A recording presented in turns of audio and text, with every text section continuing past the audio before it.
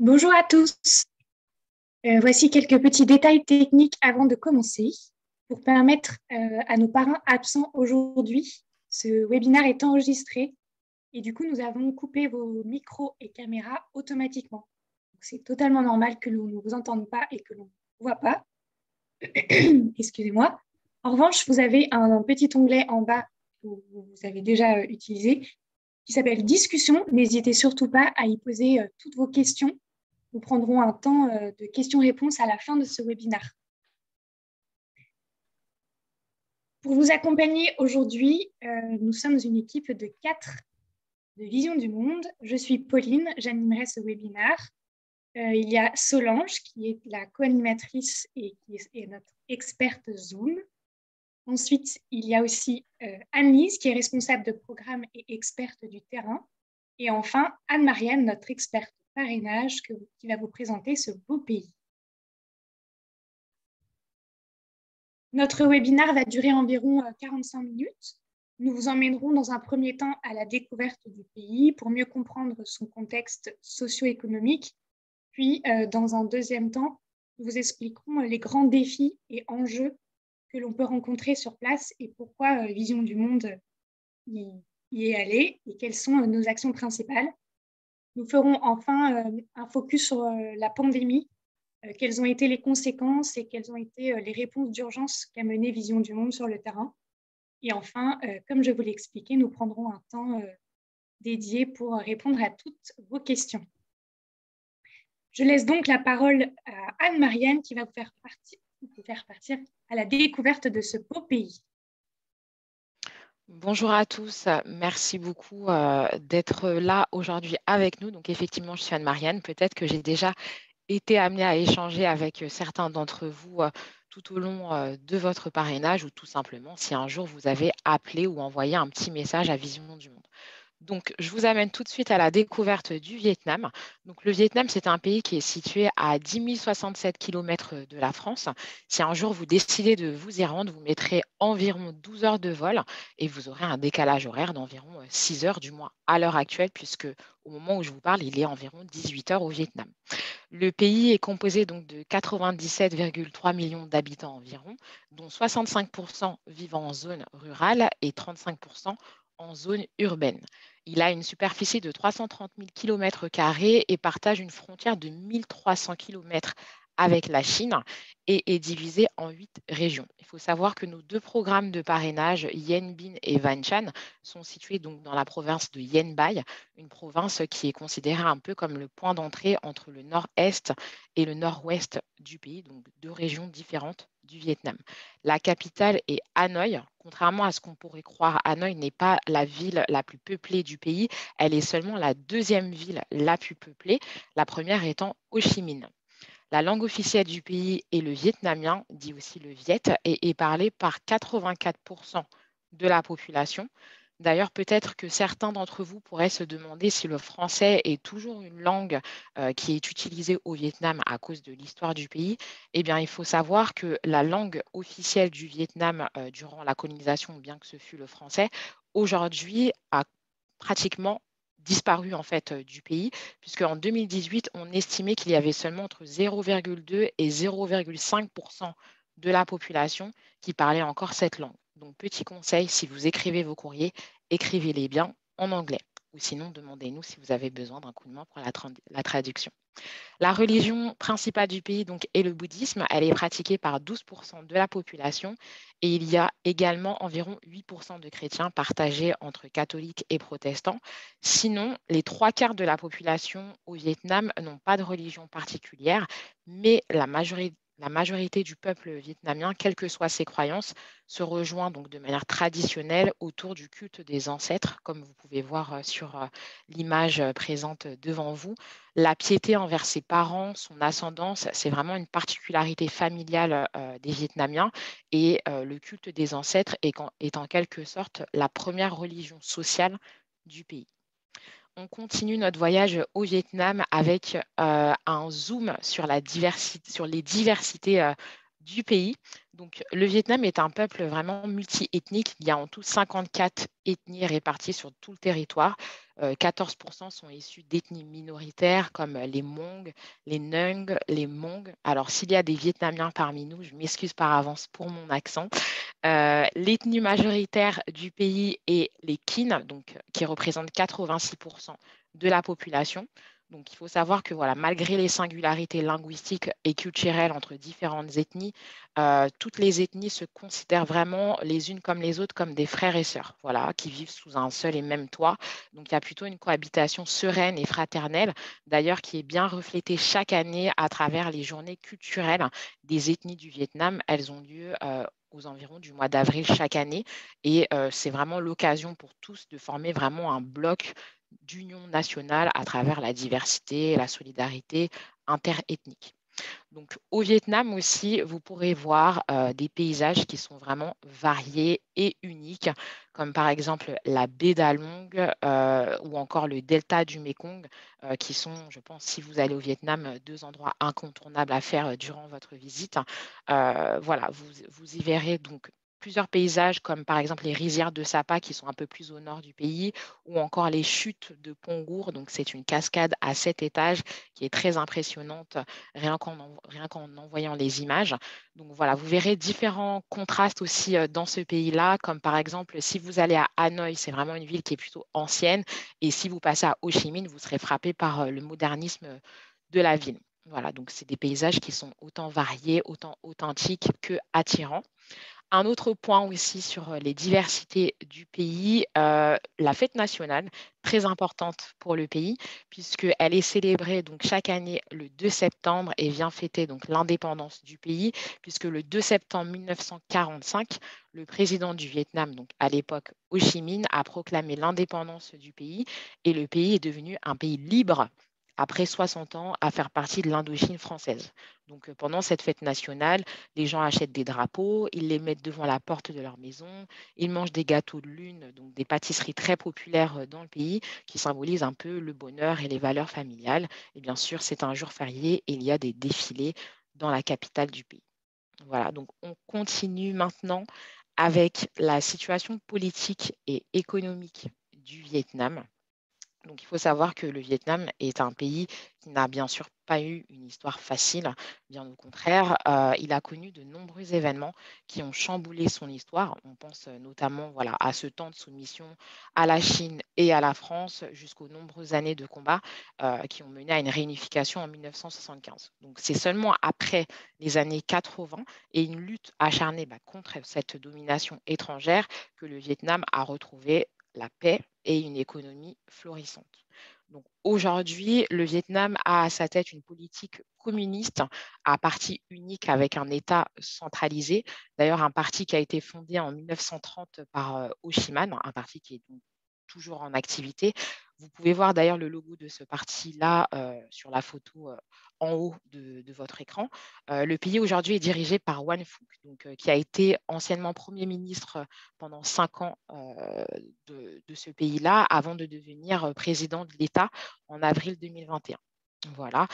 Maintenant, aujourd'hui, il faut savoir que le Vietnam adopte une ouverture politique et commerciale. C'est un des pays les plus dynamiques au sein de l'ASEAN. Donc, l'ASEAN, c'est l'Association des nations de l'Asie du Sud-Est. C'est une organisation politique et économique et culturelle qui regroupe 10 pays d'Asie du Sud-Est, comme par exemple le Cambodge et la Birmanie, deux pays dans lesquels nous sommes également présents. Le Vietnam est aujourd'hui la sixième économie d'Asie du Sud-Est. Donc, il faut savoir qu'en effet, le Vietnam a enregistré par exemple une croissance positive en 2020 qui a été tirée par la production industrielle, les ventes au détail, les exportations.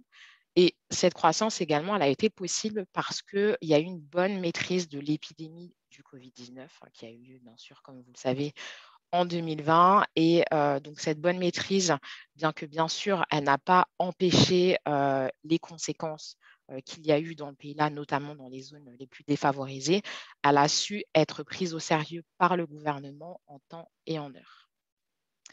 On continue maintenant aujourd'hui avec les défis sociaux donc, que rencontre le pays, puisque bien que le pays connaît un essor remarquable au fur et à mesure du temps, il y a beaucoup d'inégalités qui persistent, comme par exemple le fait qu'aujourd'hui, 9,8% de la population vit sous le seuil de pauvreté, c'est-à-dire avec moins de 3 euros par jour. Le pays rencontre également un défi important au niveau climatique. Il faut savoir que le Vietnam peut être sujet à de nombreuses catastrophes naturelles. Les inondations sont d'ailleurs le premier risque majeur qui peuvent toucher le Vietnam. Les pluies diluviennes au Vietnam, normalement, elles se déroulent entre juillet et août. Mais ça peut aussi arriver durant d'autres périodes de l'année et handicaper tout le pays, comme on a pu le voir d'ailleurs en octobre 2020. Il y a eu énormément d'inondations. Et à cause de ça, les routes, les infrastructures et les récoltes dans la région centrale du pays peuvent être totalement dévastées et il y a des milliers de personnes qui peuvent être amenées à quitter leurs habitations. On vous partage également des chiffres clés sur les problématiques du Vietnam, notamment sur l'accès aux soins, avec une moyenne de 120 médecins pour 100 000 habitants, là où en France, on a 339 médecins pour 100 000 habitants, ou encore un chiffre important sur les conséquences de ces difficultés d'accès aux soins, avec le taux de mortalité infantile.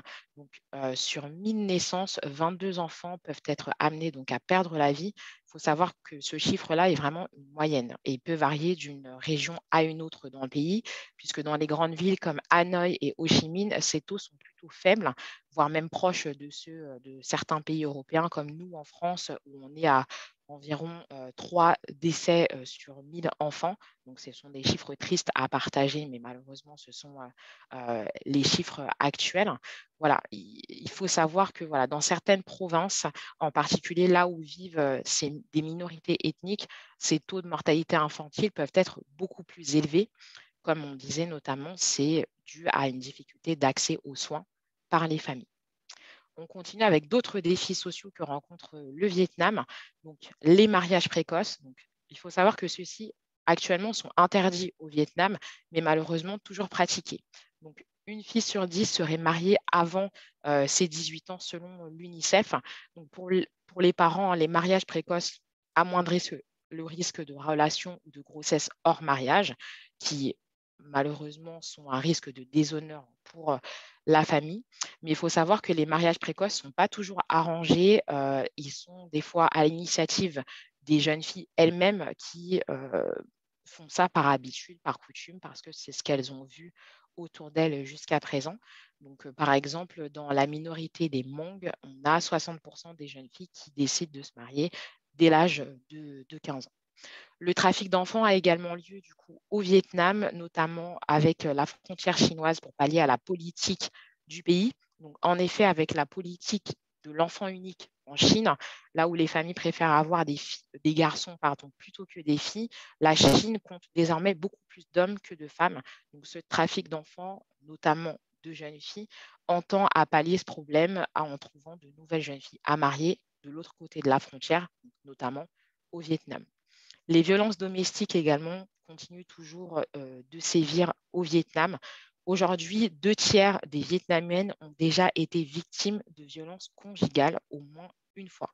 Donc, il faut savoir qu'il y a malheureusement toujours des préjugés sexistes envers les femmes qui continuent de circuler au quotidien et d'alimenter la discrimination à l'égard des jeunes filles, donc dès leur plus jeune âge, ce qui favorise les abus et les violences genrées.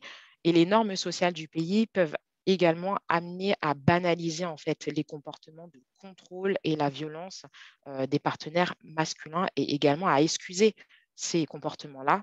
Et ces normes sociales peuvent même amener à rejeter la faute sur les femmes et la responsabilité de ces violences sur les femmes. Donc, après toutes ces informations, on vous invite maintenant à répondre à 2 questions donc, qui sont un peu plus légères que tout ce qu'on vient d'aborder maintenant. Première question, n'hésitez pas d'ailleurs à répondre sur votre écran. Vous avez 2 questions qui normalement vont s'afficher. Première question, donc qu'est-ce que le Dakao? Est-ce que c'est un sport national ou est-ce que c'est un plat traditionnel? Et deuxième question, combien d'îlots appelés îles karstiques compte la fameuse baie d'Along? 1969, 1069 ou 569? À vous de nous répondre et on vous donne la réponse tout de suite.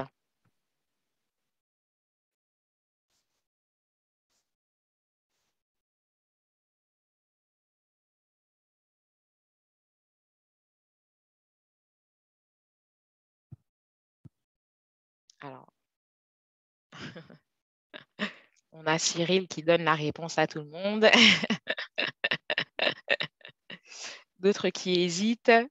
Alors, je ne sais pas si... J'attends simplement que tout le Attends. monde participe. Ok, super. N'hésitez pas à deviner. Voilà, tout le monde a participé. Très bien. Alors, du coup, donc, pour la première réponse, je vois que beaucoup ont répondu que c'est un plat traditionnel. Eh bien, il faut savoir que le Dacao, on va vous afficher les réponses maintenant. En fait, le Dacao, c'est un sport. C'est le sport national, en fait, du Vietnam. En fait, c'est un sport qui consiste simplement à s'échanger en l'air un volant, comme vous pouvez le voir illustré sur les images.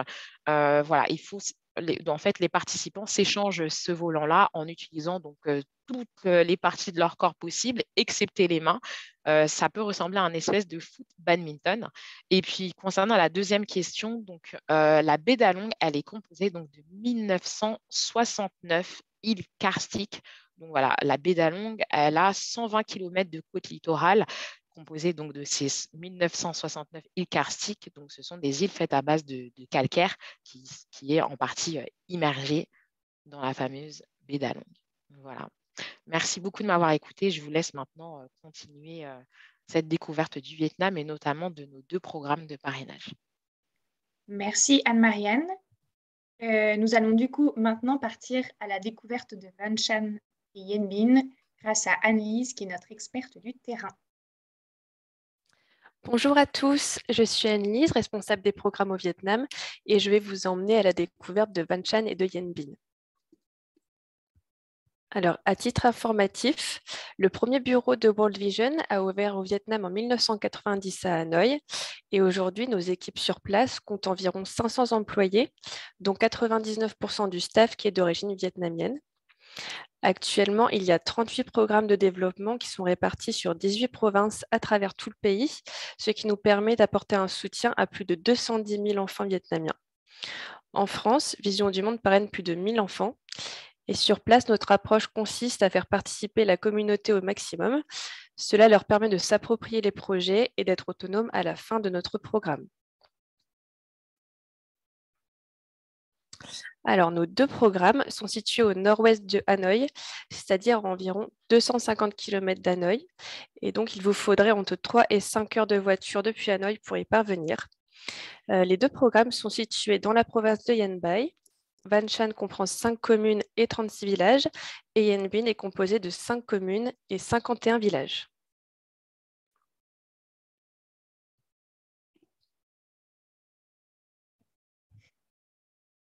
Alors là, vous pouvez voir une photo de nos équipes locales à Van Chan et à Yen Binh. Donc tout à droite, vous pouvez voir Dean, le manager de nos 2 programmes, et Jiang qui est à gauche, qui est la responsable de la zone. Pour mieux comprendre les problématiques auxquelles nous sommes confrontés, il est important de vous montrer l'environnement dans lequel nous intervenons. Donc, comme vous le voyez sur les photos, il s'agit d'un milieu rural, mais aussi très montagneux. L'accès est parfois difficile, surtout à Van Chan pendant la saison des pluies. Les chemins sont boueux et les ruisseaux débordent. Donc, comme vous pouvez imaginer, cela limite aussi l'accès aux soins, notamment en situation d'urgence. Les 2 programmes sont peuplés de groupes ethniques minoritaires, souvent très isolés. Le niveau de revenu des familles est faible et non régulier parce qu'il y a peu d'opportunités d'emploi et que la mobilité reste difficile. Pourtant, les communautés subsistent grâce à l'agriculture. L'agriculture est compliquée à développer tant la région est montagneuse, accidentée et les sols sont très pauvres. Vous pouvez voir sur les photos l'une des activités de production principale qui est le thé.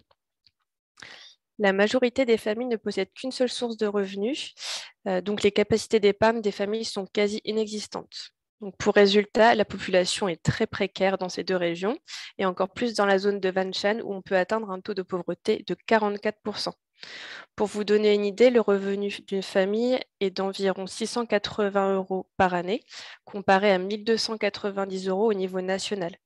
Et vous pouvez imaginer que la crise de la Covid-19 n'a fait qu'accroître ce contexte fragile. Nous aurons l'occasion d'en reparler par la suite. Alors, à ce jour, nous avons 4 principaux challenges à Vision du Monde à relever en intervenant dans ces 2 programmes. Donc, nous souhaitons pallier au retard de croissance des enfants de moins de 5 ans, sachant que le pourcentage de retard de croissance chez les enfants de moins de 5 ans est entre 20 et 40% dans ces zones. Nous aimerions améliorer les installations sanitaires dans nos 2 programmes. Seulement 60% des ménages utilisent des installations sanitaires dites améliorées. Et par ailleurs, nous voulons faciliter l'accès à l'eau potable. Pour le moment, 47% des familles de Yen Bin et 60% de familles de Vanchan ont accès à l'eau potable. Et enfin, nous souhaitons protéger les enfants des violences et des abus sexuels, sachant que la moitié des adultes de nos communautés ont reconnu avoir subi un abus sexuel dans leur vie. Donc, pour répondre à ces besoins prioritaires, Vision du Monde intervient de différentes manières. Donc, premièrement, pour améliorer les conditions d'accès à l'eau potable, nous installons des réservoirs à eau dans les communautés. Nous améliorons ou nous restaurons des installations sanitaires déjà existantes. Les enfants et les familles sont formés aux bonnes pratiques sanitaires pour limiter la propagation des maladies. Donc, la plupart sont victimes de maladies respiratoires et de maladies hydriques, donc par exemple la diarrhée. Nous les formons par des campagnes de prévention, l'objectif étant de les sensibiliser aux bonnes pratiques du lavage des mains et d'empêcher la défécation à l'air libre. Donc ensuite, pour améliorer les pratiques nutritionnelles, Vision du Monde a développé des clubs de nutrition. Alors, il y en a 37 à Yen Bin et 41 à Vanchan. Vous pouvez voir les photos des interventions des clubs de nutrition sur la gauche. Ces clubs permettent de promouvoir l'allaitement du nourrisson, de faire un suivi mensuel de tous les enfants de moins de 5 ans du programme et aussi un suivi rapproché de ceux en situation de malnutrition sévère. Donc, nous proposons des ateliers culinaires pour les femmes enceintes et pour les jeunes mamans afin de renforcer les pratiques nutritionnelles. Vous pouvez voir sur la droite l'intervention de Vision du Monde lors des visites à domicile pour accompagner ou conseiller des familles dans la mise en place de bonnes pratiques nutritionnelles. C'est le moment de donner des conseils sur les différentes plantations possibles, notamment sur les légumes à fort apport nutritionnel et sur l'élevage. Donc là aussi, Vision du Monde fait régulièrement des campagnes de prévention ou de sensibilisation sur l'importance d'une bonne alimentation. Et aujourd'hui, grâce à cela, 42% des ménages ont une alimentation suffisamment diversifiée. Donc, Vision du Monde cherche à sensibiliser dès le plus jeune âge sur toutes les questions liées à la protection de l'enfance. Donc, pour cela, nous avons mis en place des clubs d'enfants que vous pouvez voir en photo sur la gauche, ou des ateliers ou encore des activités extrascolaires où ils abordent des questions de protection sexuelle, des dangers d'Internet ou des moyens d'autodéfense sur les trafics d'enfants. Nos équipes locales donnent également des formations dans les communautés axées sur l'éducation positive. Et pour appuyer ces formations, nous organisons des visites à domicile. L'objectif global est d'améliorer les comportements des parents face aux enfants, donc éviter les maltraitances, éviter le risque de blessures et aussi éviter les mariages précoces. Donc, Vision du Monde souhaite renforcer les moyens de subsistance des familles. Donc pour cela, nous aidons à développer l'agriculture et l'élevage par la contribution de semences, par la formation aux techniques agricoles, par la création de potagers et la distribution de petits équipements. Cela leur permet d'intégrer les marchés locaux et nous organisons aussi des formations aux métiers agricoles pour les jeunes pour qu'ils puissent avoir des opportunités d'emploi. Donc, nous avons aussi des mécanismes de crédit et d'épargne qui sont établis pour permettre aux ménages de démarrer une activité économique et de renforcer les compétences sur les activités génératrices de revenus. Donc, il existe des saving groups à Vanchan. Il y en a une douzaine et il y en a 16 à Yen Bin. Nous encourageons aussi les jeunes et les familles à diversifier leurs sources de revenus. Et enfin, nous donnons des formations d'apprentissage qui sont ciblées et proposées aux jeunes, comme par exemple ici où l'on peut voir des jeunes formés au ramassage des ordures ou à l'entrée des bâtiments. Aujourd'hui, grâce à cela, 90% des adolescents ont une opportunité d'apprentissage menant à une vie productive. Merci beaucoup, Anne-Lise, pour toutes ces informations sur les actions de Vision du Monde dans nos 2 programmes. Malheureusement, la pandémie a dû accroître le contexte difficile de ces programmes. On va voir quel a été l'impact de cette pandémie et comment Vision du Monde a pu apporter une réponse d'urgence. Merci. Alors, comme dans tous les autres pays dans le monde, le Vietnam a été touché par l'épidémie de la Covid-19. Donc, fort heureusement, il n'y a eu aucun cas positif dans nos programmes, mais les conséquences sociales et économiques pour les familles sont très importantes. Donc là, pour les dernières nouvelles, en été 2021, la situation sanitaire était critique avec une 4e vague de la Covid-19. Il y a eu plus de 6,11 millions de cas de Covid depuis le début de la pandémie. Et dans le pays, nous avons eu 41 385 décès.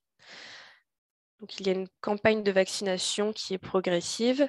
Au 19 novembre 2021, il y avait 38,8% de la population qui était vaccinée. Au niveau des règles sanitaires au Vietnam, il y a plusieurs restrictions qui sont encore en vigueur. Le port du masque en extérieur est obligatoire. Dans plusieurs lieux publics, il faut présenter un code, un peu comme pour nous avec le pass. Et dans certaines zones au Vietnam considérées à risque, donc il y a certains cafés, restaurants et bars qui sont encore fermés. Et les grands rassemblements ne sont pas encore de mise. Donc, concernant les mesures pour voyager au Vietnam, les dernières annonces du Premier ministre prévoient une réouverture prochaine des frontières. Concernant les principales problématiques dues au Covid, il y a forcément la perte d'emploi qui a causé une augmentation de l'insécurité alimentaire. 40% des familles ont éprouvé des difficultés à s'occuper de leurs enfants pendant la période du Covid. Donc forcément, ça a eu un impact sur le bien-être des enfants et une augmentation des violences domestiques. Donc pour la suite, vous allez maintenant voir le témoignage du responsable.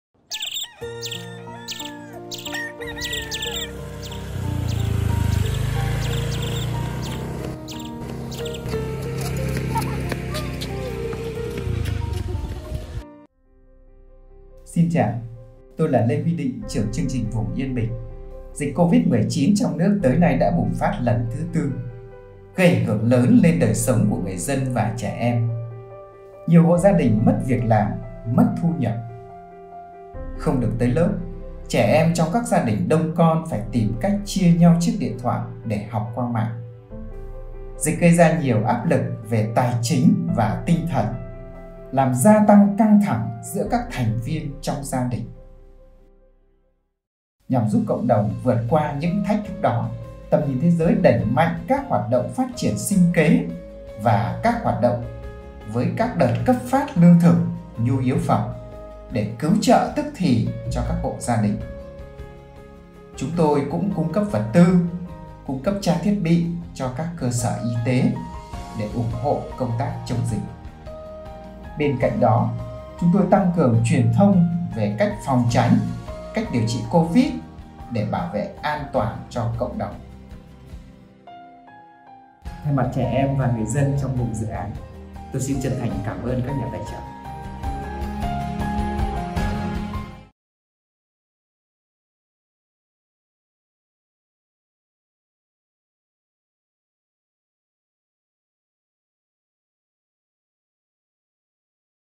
Comme vous avez pu voir, le Bureau du Vietnam a mis en place une réponse globale dans l'ensemble de ces programmes afin de venir en aide aux communautés.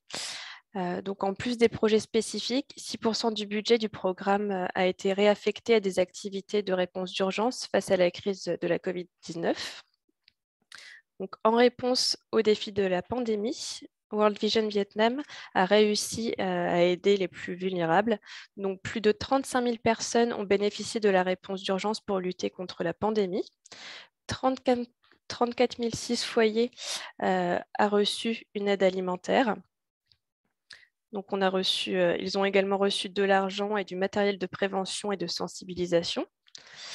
Donc, par exemple, 14 000 kilos de riz a été distribué à 447 ménages vulnérables. Ici, vous pouvez voir une photo de la distribution qui a eu lieu dans la commune de Ta Huong. Et 105 426 ont reçu des kits de prévention Covid, donc masques, gants et autres matériels de prévention.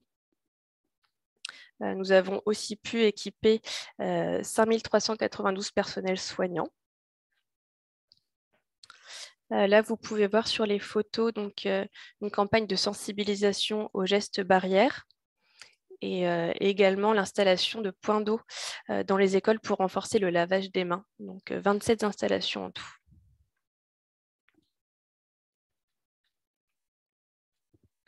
Eh bien, merci beaucoup, Agnès, pour toutes ces informations. nous vous rappelons que pour écrire à vos filleuls, il y a une adresse unique qui est ici.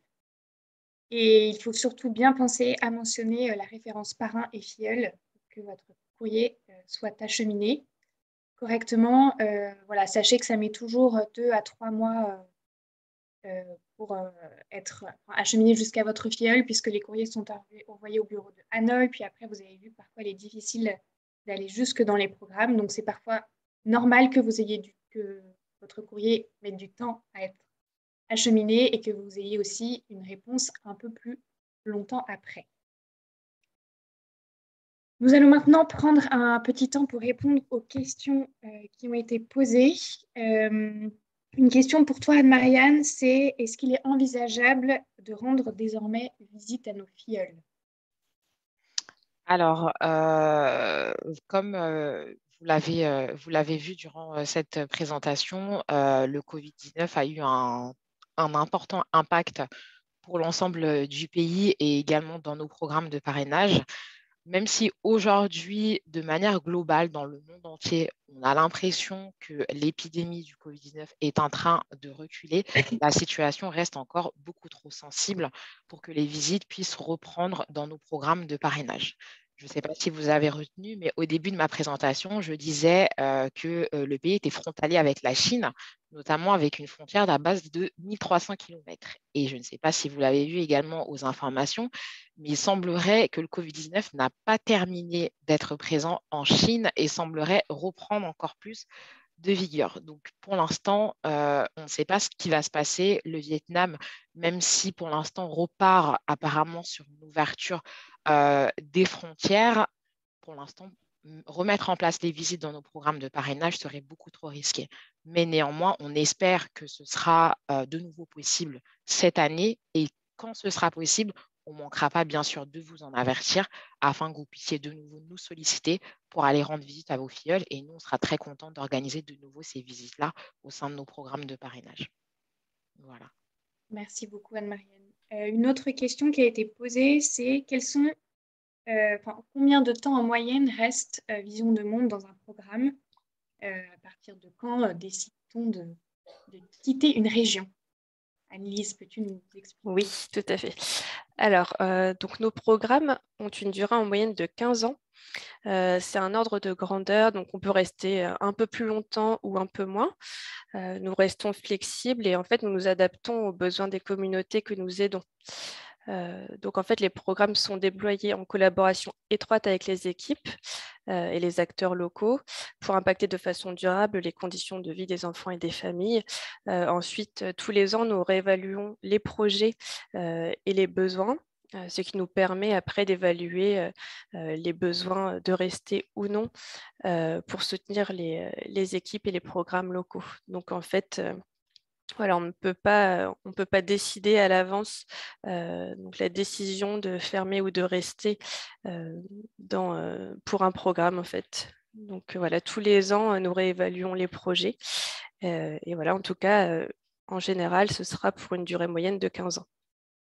L'objectif est bien que les communautés aient acquis suffisamment d'autonomie pour s'être appropriés tous nos projets et être capables de gérer de manière autonome tous ces projets mis en place. Une autre question, c'est combien de temps les enfants sont-ils restés sans pouvoir aller à l'école à cause du Covid? Alors, est-ce qu'on a précisément la durée? Je ne sais pas. En tout cas, on sait qu'il y a eu des vagues de fermeture comme en France, mais je ne saurais pas vous dire précisément combien de temps, à part si Anne-Marianne, tu as la réponse. Écoutez, je sais qu'en début 2020, donc à partir du moment où le Covid-19 était vraiment à son tout début et que les mesures, elles ont commencé à être installées dans beaucoup de pays dans le monde, effectivement, les enfants ont arrêté d'aller à l'école parce que c'était beaucoup trop risqué de les rassembler à un seul et même endroit avec l'épidémie qui circulait. Donc, début 2020, une bonne partie de l'année 2020, d'ailleurs, les cours pour les enfants ont été interrompus quel que soit leur niveau scolaire. Après, début 2021, par contre, effectivement, progressivement, les enfants ont commencé à retourner à l'école, mais au fur et à mesure, il y a des enfants qui ont continué de suivre les cours à distance, comme on l'a vu dans la vidéo sur le programme de Yanbin. Donc, je n'ai pas de temps précis à vous indiquer, puisqu'il faut prendre en compte les différents âges des enfants et leurs différents niveaux scolaires. Mais effectivement, les enfants sont restés plusieurs mois sans se rendre à l'école, notamment en 2020. Très bien. Merci beaucoup. Sachez que si nous n'avons pas répondu à toutes les questions, vous allez recevoir un email à la suite de ce webinaire dans lequel nous prendrons le temps de répondre en détail à chacune de vos questions. Mais nous arrivons au bout de cette présentation, donc nous ne voulons pas vous garder plus longtemps. Nous avons juste deux dernières informations. La première, c'est que vous pouvez nous contacter toute l'année. Notre service Relations Donateurs vous fera un plaisir de répondre à toutes vos questions. Ils sont joignables par téléphone ou par email. Et enfin, si vous avez 2 minutes à la fin de cette présentation pour donner votre avis sur ce format de webinaire, n'hésitez pas, c'est toujours constructif pour nous d'avoir vos retours. Donc, vous verrez, il y a un lien pour une petite enquête. Et enfin, les enfants de Vanchan et Yanbin ont un message pour vous.